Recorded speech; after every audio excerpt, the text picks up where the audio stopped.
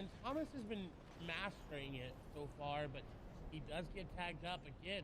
This is not good for Thomas. He's got the shockwave launcher. He's got a lot of builds, but he's running out of heals as he's going to get a nice beam, and we'll see him shockwave here momentarily. No, decides not to. As Carrot seems like he ran out of mats or was just in a bad situation, and Thomas capitalized yet again. And we've seen this in the first game. We saw him get mid-game, mid-game, Elim. But this is the first time he's been able to actually get an Elim and get the loot that comes with it. So that's going to be really good and really scary for these competitors. Because if he's able to pick up any minis or floppers there, he's in a good spot. Someone, however, not in a good spot is Arden, as Hin takes him down very, very low. Arden's going to have to make a play, but there's no play to be made there from him. And the storm was on his back, forcing him to rotate through. Your Hen also good job dropping down, picking up whatever he could get there, because you notice not a ton of materials coming over just below the elimination counter to the right of his name. You can see the total number of builds he has available as it does start ticking down. So only about a third of the maximum available, because when you're in the competitive mode, there is a mat cap. It's not 999 metal, 999 wood, 999 brick. No, you can only carry 500 of each, which ends up equating to 150 total builds. As now we're going to switch on over to an initial replay here of Hen putting pressure down towards the fight and getting kind of this first damage onto Ardit, and it's just like a really good job making sure he's closing this out. And you can see, because the storm is pressing up on the back and Ardit doesn't have the supplies or anything to really get past Hen, he's just forced to go, and Hen faking that he had rotated and then turning around. A really good job picking up that elimination. As now we're going to hop back on board with our current leader, Gamers Origin Deceptos.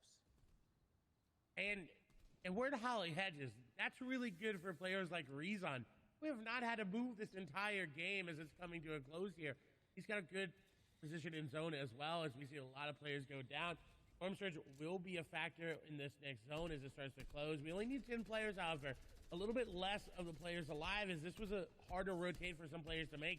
Deceptos, however, is in first, is not slowing down at any moment in time. Constantly looking for tags, constantly looking for picks, constantly looking for anything he can to continue to spread his lead even more, because he was only in the lead before this by 2 points.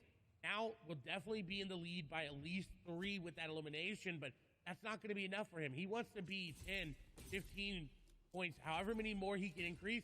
That's where he wants to be, and he's actually following the path of Rezon right now. And trying to do his best to play Fortnite as a platformer, just hitting all those crash pads, but unfortunately missing the second one, and he could end up paying for it as the spray comes through. And now he's going to be forced to burn some of the shields there, make sure he gets himself back up. You do see Rifla moving past him there. That was the match number 3 winner, trying to continue his momentum and rolling forward, as now back on board here with Deceptos. Burned 2 of his minis and one of the big pots. Also down to just 62 builds and 2 crash pads. So a player right next to him not owning the wall, and he follows up 1, 2, 3 shots, but then he needs to back off right away because he picked up racks, but then another player was squeezing in towards the end. And this is that 4th circle kind of crunch we talk about, where everyone's piling in, establishing their box on the edge of the zone, trying to pull the half in, half out, but not get eliminated and not end up being the focus of other players. That's why you see kind of these different apartment buildings kind of being segmented off towards the side, as now we swing on over to Tayson, who also has Snazy right by him, but Tayson currently throwing some great shots and in an awesome gatekeeping position. And in a very good spot, because there's no one really looking at him in that area. Now, if zone does not pull where he wants it to, he will be in an awkward spot, but you see him coming through the back. Down below, just trying to stave off the pressure, the lobby spray coming through. And that's what happens when you be a little bit of a loot goblin. Is Milan going to go down, but Tayson looking to get another elimination there. So someone else trying to rotate out as well. A lot of shots going down. Everybody firing. He finds the man's literal foot there as he's getting the shot down to him, but I think that elimination is going to go over to Vidil. So Tayson not able to capitalize on the second elimination, but at least able to pick up 1.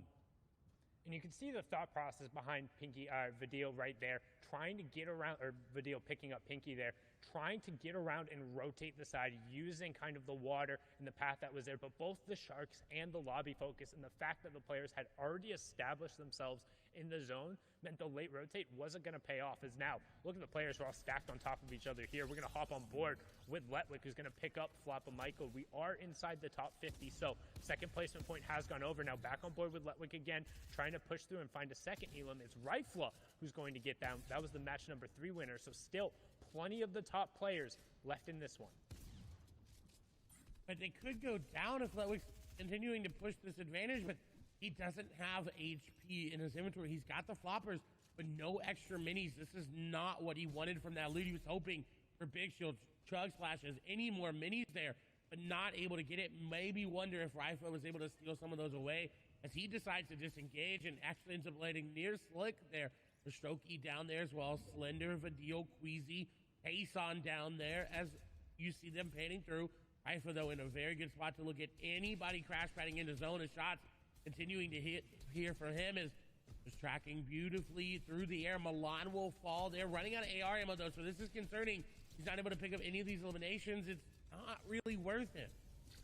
Yeah, he's desperately looking for the siping because he doesn't have a big pot to take himself over. This is the half in, half out zone, so he's just trying to keep the players from rotating in. But as you see in the bottom right-hand corner, pretty much everyone has already made it right to the edge of the circle. So once we move into zone number 6, aka the moving zones and the late game, it's all going to be about the rotation priority. This is the late game, match number 4. All of the top players are still in it, so keep an eye on that top left corner and who's taking down who, as all of them are capable of winning this game and closing out the victory route.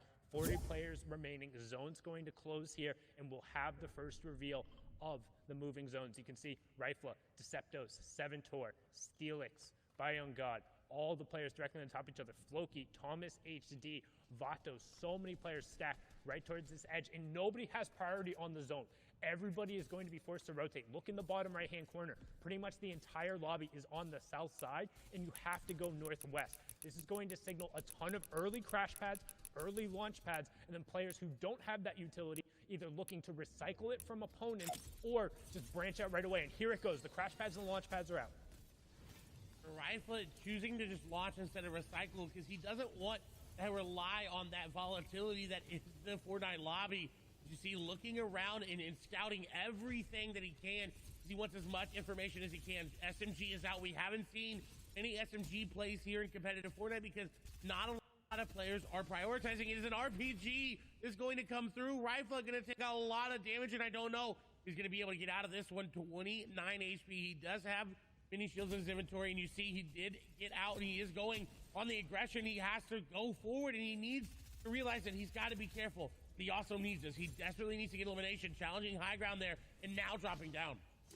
And MCS X Squeezy has just picked up a huge elimination. Deceptos going down. Anas also going down. X Squeezy got picked up right before that, but the 2 top players are now out. This is Rifla's opportunity to stamp it. Hen is out as well. That's another player who is top 6 going into it. All of the legends are dropping, and Rifla is saying, it's my opportunity to shine. He won match number 3. Can he turn it around? He picks up Slicks as well, saying, I'm the best of us right now. I will prove it. 39 points. Top 25 going through another placement threshold, but can he execute from the low ground, now hopping up into the mid ground as we get a look at the wide and everyone else rotating through, but back on board with Rifle. Already 4 eliminations and pushing for that next placement threshold at top 20 as Janice picks up Thomas. Shrimsy also going down, another point ticking over, and that's around 40 for Rifle.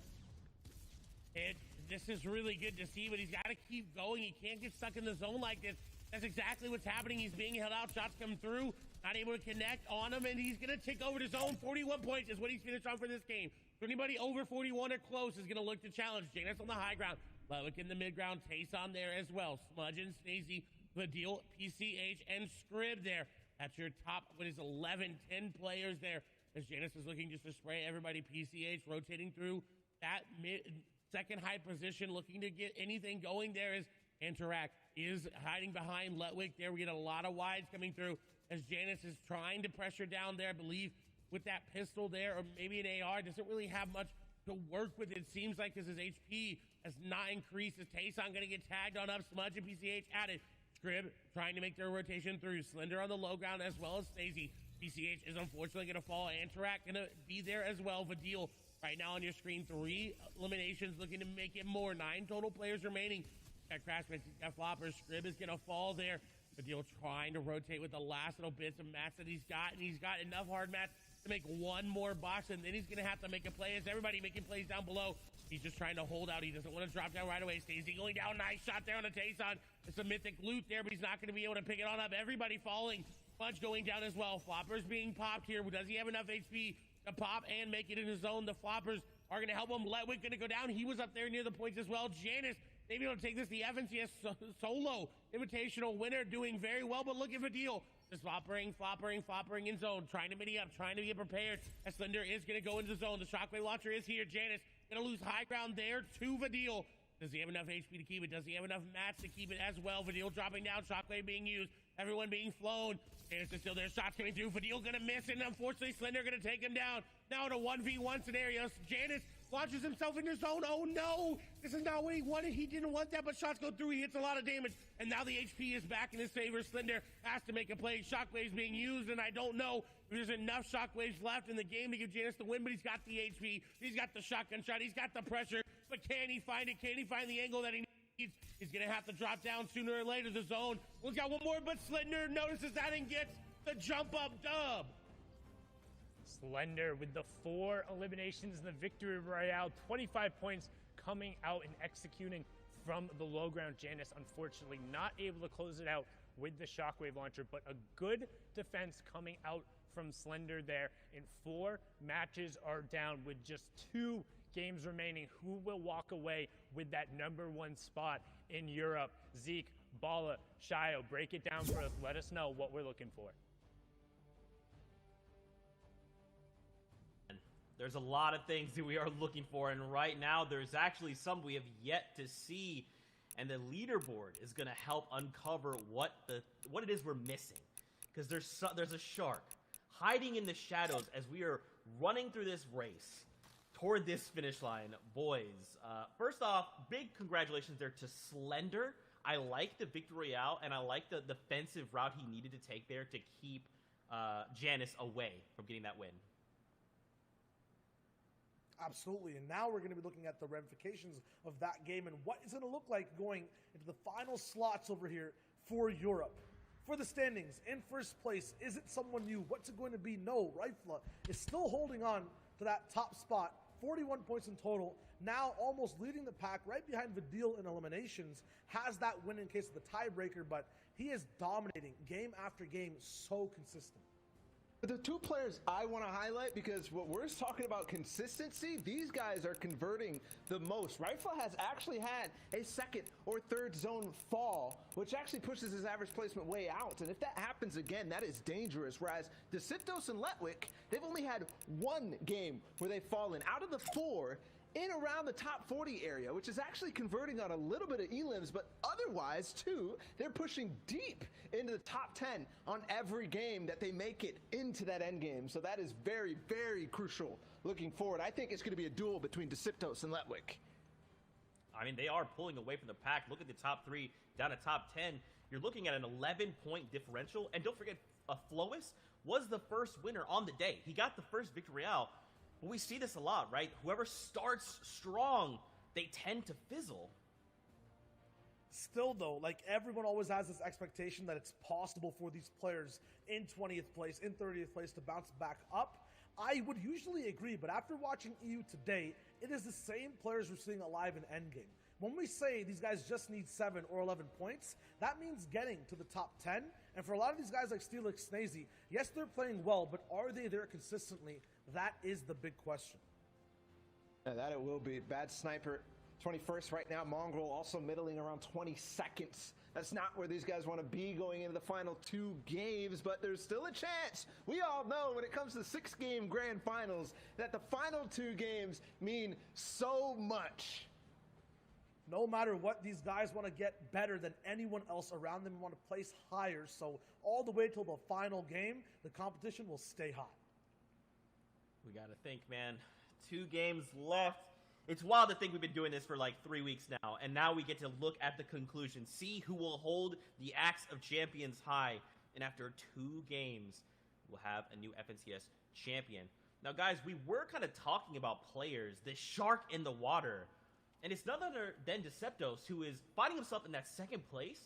We haven't seen him much on broadcast, so what has this guy been doing?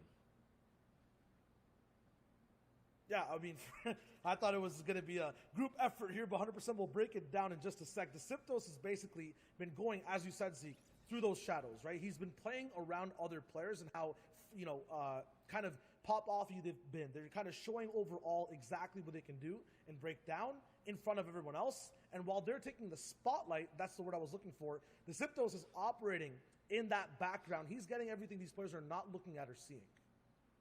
Yeah, there's so much to actually consider when getting into Deceptos' game plan because, like I said, he's converting on these end games. I want to find out how. I want to find out where this man is dropping and how he's actually transitioning into the end game because, like I said, it's so important, but these are some of the things we miss.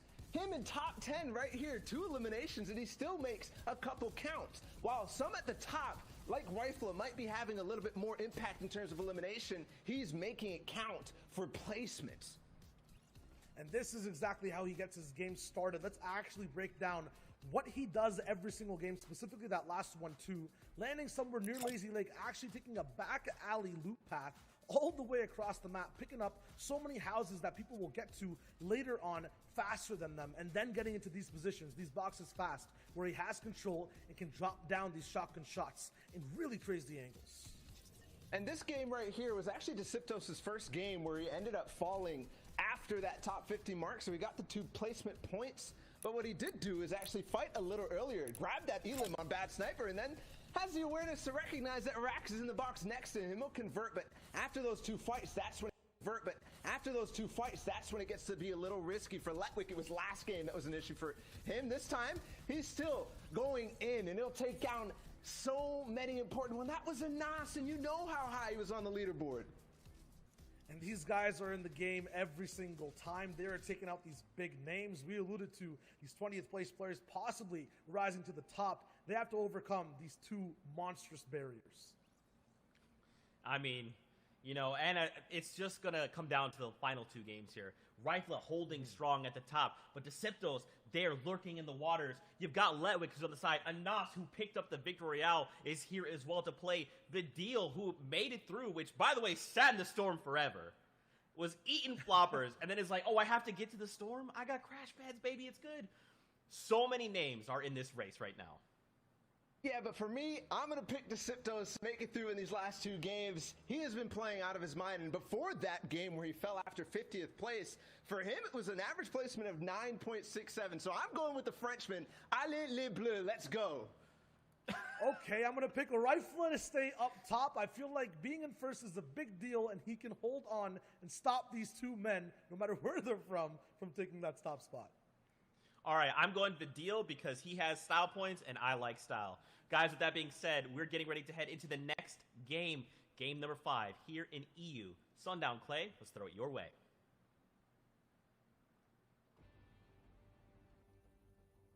Thank you so much, gentlemen. And with just 2 games left to go, it is tightly contested at the top of the leaderboard. You see Rifle currently holding a 4-point lead just over Deceptos and Letwick, but plenty of people within striking distance still. We've seen time and time again those victory royales worth right around 19 and 20 points, so anybody can make a play. But Clay, if you're going to make that play, it has to be right now. You cannot wait any longer. This is it. These are the final moments. There is one more game, but there's not enough points on the lobby for you to make that play if you wait to the final moment. So you need at least 2 games to write the miracle run, the miracle story that we've seen a lot of players do. Will Rifle be able to make that happen? Noah Riley trying to make his run up the top of the leaderboard as well. Rifle, though, is relatively uncontested other than he's got 2 people there, but with the way Frenzy's built, you can be contested and never see your opponent. Yeah, there's so many opportunities for you to break sight lines, get through. You can also see Llama tagged up. Llama 210 over there. Chat calling it out. Everyone, there's plenty of opportunities to get through. And Rifle is going to be super thankful for that. The Llama coming through is such a big influx of not only materials, but key end game items that really enable you to go through, especially getting that launch pad. But now you can see engagement going on over here with Supremacy's Floki and Flecken. Who will be the better F as they fight it out here? The question will be resolved quickly as the crash pad ends up coming through. Floki putting the pressure down on the Flecken, but nobody necessarily able to connect shots. And as I say that, Floki hits 2 back-to-back. He says, thanks for the loot. I'll take that epic tactical shotgun and everything else that comes with it. The crash pads, the shields, all the metal over here on the side, and he's going to be very happy about that. And the guaranteed launch pad that comes out of the rig's vault area. That is a very, very big pickup for Floki. And again, in that range where they could make something happen. Now we do have a replay here of what happened at Caddy Corner with Thomas HD. Running away is going to get tagged up out. I actually had 1 build left, but you can't build right there. And unfortunately falling early. Vestakira taking down what was the 7th ranked player there. So what you care about right now as a viewer, we're keeping an eye on that top left-hand corner. Who in the top 10 is falling and who can remain and keep picking up points, because that's going to set up the story for what the final game is and who's going to have an opportunity. But right now, Bad Sniper needs to be careful. First AR shots come out right away from the Bush Wookiee, trying to set up an ambush, and Bad Sniper going to cover himself up and immediately start burning through that utility because he doesn't want to get pressured down. He's got to be careful. There's players nearby as well. He's got to get out. And this is Kiriachi. This is kind of what we expect from him at this point, just going aggressive and going into boxes where he definitely doesn't have the advantage, but his aim is going to be the advantage there for him. He does hit the floor there, but not able to keep tracking Bad Sniper there. The third party comes in, but he's not phased. Shot comes through, and he does end up hitting it. The crash pad going to be used. That player going to get in the box. They're going aggressive. Bad Sniper, though, is actually going to pick it up. But what a turnaround! Great job from Bad Sniper executing and finishing that one out under pressure. He needed that to stay in the running and to stay in contention just outside the top 15 right before that, but hopefully going to be able to potentially make a push. But still a tough day for Kiriachi, somebody who is either really hot or really cold, and right now sitting at only 7 points after 5 matches. Well, he's looking ice cold. In contrast, however, someone who's hot, rather, not ice hot. That doesn't really work there. But Deceptos on fire right now. 37 points. Is in second place, however. His lead did get snatched away from him there. But he does have the tools to do it. He's got a shotgun AR, he's got rotation, and he's got the heals. Question is, this zone, how is he going to play it? Already choosing to base up in a really good spot as well. Does not have a lot of metal, but can extend out to that bridge if he wants to. And this is what happens in these last couple games. If you're near the top, you base up very, very early because you don't want your game being affected by any little thing. That's the goal, is just to make it into that mid-game, transition yourself, avoid those early games. And if you are just joining us, whether it's on Twitch, Twitter, watch.fortnite.com, YouTube, or in Party Royale, welcome. This is game number 4 of the EU FNCS Solos Finals after 2 weeks of competition and then heats. This is the top 100 players battling it out, and they have 2 matches left to stake their claim as the best player in Europe, walk away with that top prize pool and also the Axe of Champions. And right now, Gamers Origin Deceptos is in second place, just behind Rifla, who we saw take away match number 3 and have a solid performance in match number 4. But right now, needs to be careful because we've seen what Flois is capable of, and he's right nearby him. And Deceptos is looking for that elimination and the tags because he hasn't, it seems like, hasn't gotten any tags yet based on where he is in the zone. And definitely will need them with Storm Surge. We won't see it as much in these later games as you saw Kiriachi getting more aggressive, turning more to that Kiriachi from old that we've seen time and time and again. And other players are going to start to do that as well. They need that pop-off game. They need that game to really set them apart. That's what they're doing. But we've got another replay here from Ledwig's perspective as he's on the back foot running away from a henchman, as well as another player there is going to look to try to take down Jules. And unfortunately, you can't take down Jules when there's a Carrot lurking nearby. The coordinated spray there between the henchman and Carrot will take down Letwick. He was third place going into this, so still plenty of room for others to move up the leaderboard. But hopping on over with Hen, who was 6th coming into this match, trying to keep an eye on who's on the top of the leaderboard. What are they doing to set themselves up? Because again, this is the second to last match, so if you're going to get going, you have to move now. And with top 75 ticking over, that's 1 point for everyone left in the lobby. You get a placement point for outlasting the first 25 players. Then you get a placement point for outlasting the next 25 players. So that's top 50. And then after every top 10 until you get to the top 25. And then it's every 5 players until you're into the top 3. So right now, Hen just trying to settle himself up, make sure he has plenty of materials. He's in a good spot to rotate after this, but he is very far south on the zone. So if zone number 2 does pull northward, it can be a little difficult. However, he's looking to just potentially find tags on rotating players, and he's going to find one there. And he needs this because he came into the game down, I believe my math's correct, 7 points there. That's a lot of points, especially with the low amount of eliminations that we've seen Hedden get. Not really one to be up there in the average elimination category, but he's got it. We got number 3 went down, number 7 went down. And in 6th place coming into this game, has got an opportunity to really solidify himself. I know a lot of people who saw that performance in the qualifier where he ended up getting 2nd place and were like, oh, that's not the Hen that I know, but an ambush being set up shows that Hen has got the ability to do it, and you can't build a wall there. He's got to be careful. Snipe, unfortunately, forgot about that, and Hen took advantage. The quick reaction time from Hen going to set him apart. Another elimination closing the gap. But the point I was trying to make is that Hen is here. He is turning online. This is where he can make his name become a legend. And that's what he's looking to do in a really good job. We talk about how the best players in the world, not just in the region, but at the absolute highest level, not only are they capable of winning those early game fights and rotating in the late game, but they're so good at manufacturing eliminations, setting up these ambushes, and finding spots to take advantage of their opponent. Notice how Hen was crouched beside the side of the wall. In Cartoon, we talk about taking advantage of rotations there, using the epic sniper rifle, catching Benji out in the open on top of the authority, and sometimes that's all it takes. No warning, nothing whatsoever except the whizzing of a bullet and then all your loot dropping down to the ground. Waves Cartoon taking out Energy's Benji Fishy, the fan favorite, the World Cup qualifier, arguably one of the most consistent players in EU, but he's struggled time and time again when it comes to these grand finals FNCS situations. We saw it back in Season X with